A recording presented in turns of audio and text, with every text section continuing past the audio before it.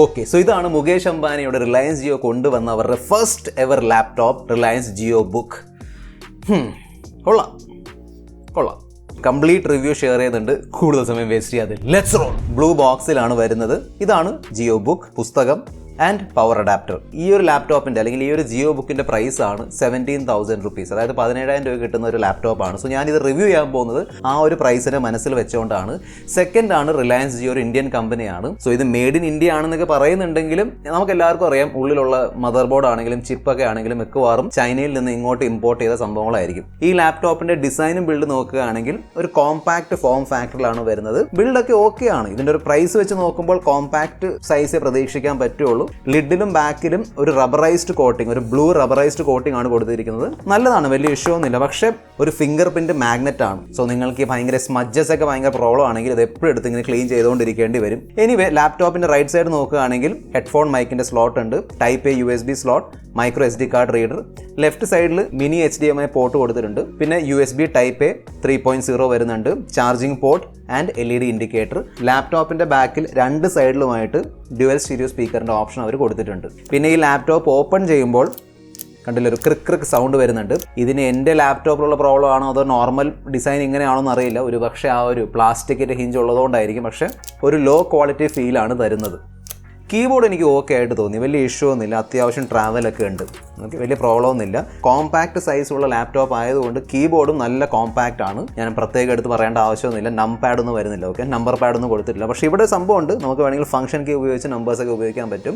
ഓരോ കീൻ്റെ സൈസും നല്ല ചെറുതാണ്. സോ തീർച്ചയായിട്ടും നിങ്ങൾ നോർമൽ കീബോർഡിൽ നിന്ന് ഇങ്ങോട്ടേക്ക് മാറുമ്പോൾ ആ ഒരു അൺകംഫർട്ടബിൾ കൺജസ്റ്റഡ് ഫീൽ എന്തായാലും കിട്ടും. Still it's okay.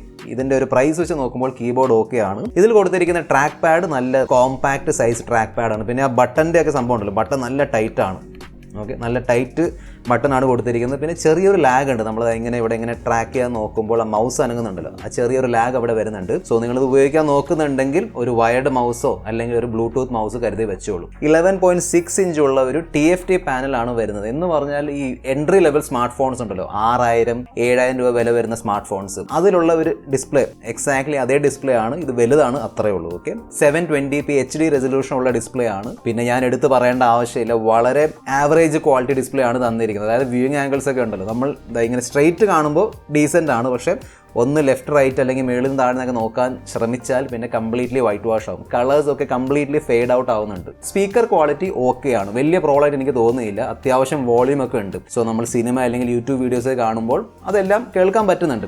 Moderate use ഒക്കെ ആണെങ്കിൽ 4-5 മണിക്കൂറിന്റെ ബാറ്ററി ബാക്കപ്പ് കിട്ടും. 1.5 മണിക്കൂർ കൊണ്ട് നിങ്ങൾക്ക് ഈ ഒരു ലാപ്ടോപ്പ് ഫുൾ ചാർജ് ചെയ്യാൻ പറ്റും, 0 to 100%. ക്വാൾകോം സ്നാപ്ഡ്രാഗൺ 662 ചിപ്സെറ്റ് ആണ് ഉപയോഗിച്ചിരിക്കുന്നത്. ഏകദേശം 2-3 വർഷം പഴക്കമുള്ള ചിപ്സെറ്റ് ആണ്. പക്ഷേ റാം സ്റ്റോറേജ് ഒക്കെ വളരെ കുറവാണ്. 2GB Ram and 32GB storage മാത്രമേ കൊടുത്തിട്ടുള്ളൂ. 128GB micro SD card support ചെയ്യും. ബ്ലൂടൂത്ത് 5.0 പിന്നെ ഡ്യുവൽ ബാൻഡ് വൈഫൈക്കുള്ള സപ്പോർട്ടൊക്കെ ഇവിടെ വരുന്നുണ്ട്.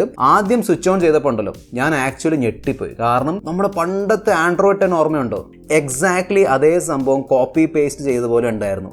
വളരെ വിയർഡായിരുന്നു. എന്തോ ഒരു പഴഞ്ചൻ ഐറ്റം ഇറക്കിയത് പോലെ തോന്നി. അതിനുശേഷം കുറച്ച് ഉപയോഗിക്കാൻ തുടങ്ങിയപ്പോഴേക്കും ഒരു പുതിയ അപ്ഡേറ്റ് വന്നു. അതായിരുന്നു എനിക്ക് തോന്നുന്നു ബേസിക്കലി JioOS. ഈ JioOS വന്നതിന് ശേഷം ഇതിന്റെ യൂസർ ഇന്റർഫേസ്, ആ ഒരു എക്സ്പീരിയൻസ് ചെറുതായിട്ട് മാറി. അതായത് കുറച്ചും കൂടി അപ് ടു ഡേറ്റ് ആയി. ഇപ്പോൾ കാണാൻ വലിയ തിരക്കേടില്ല. പക്ഷേ ഒരു പ്രോബ്ലം എന്താണെന്ന് വെച്ചാൽ ഇപ്പോഴത്തെ ആൻഡ്രോയിഡ് അപ്ഡേറ്റ് അല്ലെങ്കിൽ ആൻഡ്രോയിഡ് വെർഷൻ ഏതാണ് നമുക്ക് അറിയാൻ പറ്റുന്നില്ല. അത് അവർ ഒളിപ്പിച്ചിട്ടുണ്ട്. അതെങ്ങുമില്ല. ഞാൻ കുറേ തപ്പി നോക്കി, സെറ്റിംഗ്സിലൊക്കെ കയറി ഇറങ്ങി, എങ്ങുമില്ല, ഓക്കെ. പിന്നെ JioOS എന്ന് പറയുമ്പോൾ ഈ macOS എന്നൊക്കെ ചെറുതായിട്ട്, പിന്നെ വിൻഡോസിൽ നിന്നും പിന്നെ ക്രോമോസ് എന്നൊക്കെ എടുത്തിട്ട് എല്ലാ ഫീച്ചേഴ്സൊക്കെ എടുത്തിട്ട് കുഴച്ച് കൂട്ടി ഒരു അവിയൽ പരിവാക്കി വെച്ചിട്ടുണ്ട്. എനിവേ വൈഫൈയിലേക്ക് കണക്ട് ചെയ്യാൻ പറ്റുന്നുണ്ടല്ലോ. സോ ഞാൻ ഇന്റർനെറ്റ് എടുത്ത് നോക്കാമെന്ന് വിചാരിച്ചു. ബ്രൗസർ കിട്ടുന്നില്ല. ഞാൻ അതും കുറേ തപ്പി. ബ്രൗസർ എന്ന് പറയുന്ന സാധനമില്ല, ആ ഒരു ആപ്ലിക്കേഷനെ കാണുന്നില്ല. എന്നിട്ട് ഞാനിങ്ങനെ തപ്പി ജിയോ സ്റ്റോർ എന്ന് പറഞ്ഞൊരു ആപ്ലിക്കേഷൻ എൻ്റെ അകത്തേക്ക് കയറി. എൻ്റെ പൊന്നോ, ജിയോ സ്റ്റോറിൻ്റെ ഒരു അവസ്ഥയുണ്ടല്ലോ, പരിതാപകരമായ അവസ്ഥയാണ്. അതായത് ആകെയുള്ളത് ഈ 16-17 ആപ്ലിക്കേഷൻസ് മാത്രമാണ്. അതിലും മിക്കതും വളരെ വേസ്റ്റ് ആപ്ലിക്കേഷൻസ്.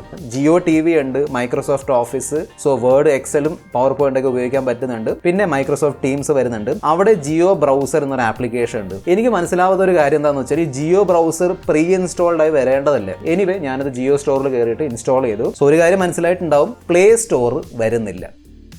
അവിടെ കഴിഞ്ഞ ആക്ച്വലി പ്ലേ സ്റ്റോർ ഇല്ലാത്തപ്പോഴാണ് ആക്ച്വലി പ്ലേ സ്റ്റോറിൻ്റെ ഒരു മഹത്വം നമുക്ക് മനസ്സിലാവുന്നത്. നമ്മൾ വെറുതെ കയറി ആപ്സ് ഇൻസ്റ്റാൾ ചെയ്യും, അൺഇൻസ്റ്റാൾ ചെയ്യും, അപ്ഡേറ്റ് ചെയ്യും, അതൊന്നും ഇവിടെ നടക്കൂല. സോ ഞാൻ വിചാരിച്ചു സൈഡ് ലോഡ് ചെയ്ത് നോക്കാം. സൈഡ് ലോഡ് എന്ന് പറയുമ്പോൾ വെബ്സൈറ്റിൽ കയറിയിട്ട് APK ഫയൽ ഡൗൺലോഡ് ചെയ്ത് ഇൻസ്റ്റാൾ ചെയ്യുന്ന പരിപാടിയാണ് ബേസിക്കലി സൈഡ് ലോഡ്. അത് ചെയ്യാൻ പറ്റുന്നുണ്ട്, കാരണം ഇവിടെ ഫയൽസിന്റെ ഓപ്ഷൻ ഉണ്ട്. അവിടെ കയറിയിട്ട് APK ഇൻസ്റ്റാൾ ചെയ്യാൻ പറ്റുന്നുണ്ട്. ചില ആപ്ലിക്കേഷൻസ് റൺ ആവുന്നുണ്ട്, ചിലത് റൺ ആവുന്നില്ല. ഫോർ എക്സാമ്പിൾ, ഞാൻ യൂട്യൂബ് APK ഡൗൺലോഡ് ചെയ്ത് ഇൻസ്റ്റാൾ ചെയ്ത് നോക്കിയിട്ടുണ്ടായിരുന്നു, യൂട്യൂബ് റൺ ആവുന്നില്ല. ഇനി ആൻഡ്രോയിഡ് 10 ആയതുകൊണ്ടാണോ എന്നറിയില്ല, ഒരു പക്ഷേ പഴയ യൂട്യൂബിൻ്റെ APK എടുത്ത് ഇൻസ്റ്റാൾ ചെയ്താൽ ചിലപ്പോൾ വർക്ക് ആവാൻ ചാൻസ് ഉണ്ട്. ഞാനതൊന്നും ട്രൈ ചെയ്യാൻ നോക്കിയില്ല. ആൾട്ടോസ് ഓഡിസി ഉണ്ടല്ലോ ഗെയിം, ആ ഗെയിം വർക്ക് ആവുന്നുണ്ട്, ഞാൻ ട്രൈ ചെയ്യാൻ നോക്കിയിട്ടുണ്ടായിരുന്നു, അത് വർക്ക് ആവുന്നുണ്ട്. സോ ചില ആപ്ലിക്കേഷൻസ് വർക്ക് ആവും, ചെയ്തത് വർക്ക് ആവില്ല. പക്ഷേ എന്തായാലും ഈ സൈഡ് ലോഡിംഗ് പരിപാടി എന്തായാലും അത് ലോങ് ടേമിൽ നമുക്ക് ഉപയോഗിക്കാൻ പറ്റില്ല. പിന്നെ എല്ലാവർക്കും അത് പറ്റില്ല ഈ സൈഡ് ലോഡിംഗ്, കാരണം പല വെബ്സൈറ്റുകളിലും ഈ സൈഡ് ലോഡിംഗ് അല്ലെങ്കിൽ APK ഡൗൺലോഡ് ചെയ്യുമ്പോൾ കുറേ മാൾവെയർ ഒക്കെ കയറി വരും, പിന്നെ ഒരുപാട് ആഡ്സ് ഒക്കെ കാണും. സോ അതൊരു ലോങ് ടേം സൊല്യൂഷൻ അല്ല. പിന്നെ ജിയോ ഈ ലാപ്ടോപ്പിൻ്റെ ഉള്ളിൽ ഒരു ജിയോ സിം ഫിറ്റ് ചെയ്ത് തന്നിട്ടുണ്ട്. അത് ആക്ടിവേറ്റഡ് ഒന്നുമല്ല, അത് ആക്ടിവേറ്റ് ചെയ്യണമെങ്കിൽ ജിയോ സ്റ്റോറിൽ പോകേണ്ടി വരും. ഞാൻ ഒന്നും ചെയ്ത് നോക്കിയിട്ടില്ല, പക്ഷേ അതിനുള്ള ഓപ്ഷൻ വരുന്നുണ്ട്. സോ ഇത് 4G വൈഫൈ വേരിയൻ്റ് എന്നൊക്കെ പറയാൻ പറ്റും.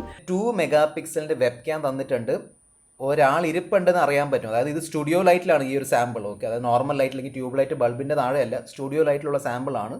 സോ എങ്ങനെ ഉണ്ടായിരിക്കുമെന്ന് ഞാൻ എടുത്ത് പറയേണ്ട ആവശ്യമില്ല, അതും വളരെ ആവറേജ് ആണ്. റിലയൻസ് ജിയോ എന്ന കമ്പനി ടെലികോം സെക്ടറിൽ കൊണ്ടുവന്ന ഒരു വിപ്ലവം ഉണ്ടല്ലോ. ഈ റിലയൻസ് ജിയോ വന്നതുകൊണ്ടാണ് നമുക്ക് ഇന്നത്തെ റേറ്റിൽ ഈ 4G ഒക്കെ ഇത്രയും തോതിൽ ഉപയോഗിക്കാൻ പറ്റുന്നത്. So that is thanks to Reliance Jio. അതുകൊണ്ട് തന്നെ റിലയൻസ് ജിയോയുടെ സൈഡിൽ നിന്ന് ഒരു പ്രൊഡക്റ്റ് വരുമ്പോൾ നല്ലൊരു പ്രൊഡക്റ്റ് എക്സ്പെക്ട് ചെയ്യുന്നുണ്ട്. പക്ഷേ ഇത് എനിക്ക് ഒരിക്കലും റെക്കമെൻഡ് ചെയ്യാൻ പറ്റില്ല. ഓവറോൾ പെർഫോമൻസ് നോക്കുകയാണെങ്കിൽ വളരെ ആവറേജ് ആണ്. എന്ന് പറഞ്ഞാൽ നല്ല ലാഗ് ഉണ്ട്, ഓരോ ആപ്ലിക്കേഷൻ തുറന്നു വരാൻ ഒരുപാട് സമയം എടുക്കുന്നുണ്ട്. പിന്നെ ഈ 2GB റാം ഉള്ളതുകൊണ്ടാവാം നമ്മൾ ഈ ഒരു ജിയോ ബ്രൗസർ ഉണ്ടല്ലോ, ബേസിക്കലി ഗൂഗിൾ ക്രോം ആണ്, അതിൽ 2-3 ടാബ് ഓപ്പൺ ചെയ്താൽ പിന്നെ കഴിഞ്ഞു, പിന്നെ നല്ല ലാഗ് ആയിരിക്കും. പിന്നെ ബാക്കി ആപ്ലിക്കേഷൻസ് ഒക്കെ ഓപ്പണായി വരാൻ ഒരുപാട് സമയം എടുക്കുന്നുണ്ട്, സ്റ്റട്ടേഴ്സ് ഉണ്ട്.